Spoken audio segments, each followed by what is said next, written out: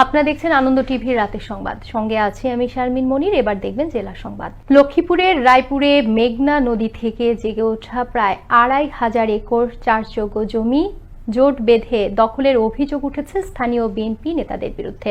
এলাকাবাসী বলছেন, এর আগে এসব জমি আওয়ামী লীগ নেতাদের দখলে ছিল। সরকার পরিবর্তনের পর জোরপূর্বক কৃষকদের জমি থেকে উঠিয়ে দিয়েছে বিএনপি ও সহযোগী সংগঠনের নেতৃবৃন্দ। লক্ষ্মীপুর থেকে বিএম সাগরের তথ্যচিত্রে বিস্তারিত জানাচ্ছেন ফারুক শিমুল। লক্ষ্মীপুরের রায়পুর উপজেলার ৮ ও ২ নম্বর দক্ষিণ চরবংশী ইউনিয়নের নতুন কানিবগার চর ও চর কাচিয়ার প্রায় ২৫ থেকে ৩০ বছর আগে মেঘনা নদীতে কয়েক হাজার একর জমি জেগে ওঠে। এর মধ্যে প্রায় ২৫০০ একর জমি নিয়ে মালিকানা দ্বন্দ্ব চলে আসছে শুরু থেকেই। স্থানীয়রা বলছেন, নদী থেকে জেগে ওঠা চর খাস খতিয়ানের ভূমি হলেও অনেকে দলিল, কবুলিয়ত, রেকর্ড, ওয়ারিশ ও পাতাবন পরিষ্কার সূত্রে মালিকানা দাবি করছেন। কিন্তু দখলদারদের কাছে সরকারি মালিকানা এসবের কিছুই পাত্তা পাচ্ছে না। সম্প্রতি দখলদারদের কবল থেকে ফসলি জমি ফেরত পেতে রায়পুর উপজেলা শহরে দলিল যার জমি তার স্লোগানে মিছিল করেছেন কৃষকরা। পরে সেনাবাহিনীর হস্তক্ষেপে ফিরে যান তারা। কৃষকেরা জানান, ১৭ বছর ধরে আওয়ামী লীগ নেতা আলতাফ মাস্টারের দখলে ছিল এই চর। ৫ই আগস্ট আওয়ামী লীগ পতনের পর রায়পুর উপজেলা বিএনপির যুগ্ম আহ্বায়ক মোস্তফা গাজী সহ অন্যান্যরা মিলে চরের জমি দখলে নিয়েছে। ৫ একর জমি নিল, ধরুন ২ একর দিয়েছে, ৩ একর আলতাফ মাস্টার খাইছে।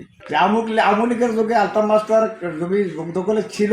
টোটালের সর্বোচ্চ ফুল চরের কিছু ক্ষতিগ্রস্ত। বিএনপির গ্রুপ যেটা সরকার পরিবর্তনের পরে কার আইডিয়া কি আমি নাম কমু। এ বিষয়ে একাধিক জমির মালিকেরা জানান, যাদের কোনো জমি নেই তারা এ চরের মালিকদের জমি অন্যায়ভাবে দখল করে রেখেছে। আইনের মাধ্যমে এ জমির দখল ফিরে পেতে চান মালিকরা। মালিক পক্ষ এখন আইনি ব্যবস্থা বা প্রশাসনিক ব্যবস্থায় গিয়ে সমস্যার সমাধান করতে চায়। ইন্দা থানার আন্ডারে আমার ৩০ একর জমি পাওয়া গেছে, যেটা নোটিশ আমার ঘরে আসার পরে আমরা জমিনের পিছিয়ে আসতেছি। অভিযুক্ত ৮ নম্বর দক্ষিণ চরবংশী ইউনিয়ন বিএনপির সভাপতি হারুনুর রশিদ হলাদার জানান, কানিবগার চর জেগে ওঠার পর কৃষক পাতাবন পরিষ্কার করে চাষাবাদ করেছিলেন তিনি। আওয়ামী লীগ সরকার আসার পর ১৭ বছর ধরে আলতাফ কৃষকদের উৎখাত করে নিজেরাই চাষাবাদ করত।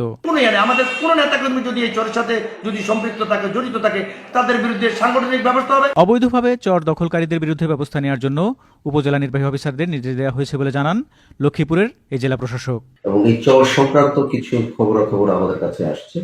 আমরা সংশ্লিষ্ট উপজেলা নির্বাহী অফিসারদের ইতিমধ্যেই প্রয়োজনীয় নির্দেশনা দিয়েছি, তারা কাজ করছে এবং আমরা একটি পূর্ণাঙ্গ প্রতিবেদন পাওয়ার সাথে সাথেই আমাদের এই চরগুলোকে অবৈধ দখলমুক্ত করব। ক্ষমতার প্রভাব খাটিয়ে অবৈধ দখলের বিরুদ্ধে দ্রুত ব্যবস্থা নেবে প্রশাসন, এমনটাই প্রত্যাশা রায়পুর উপজেলার চর মালিকদের।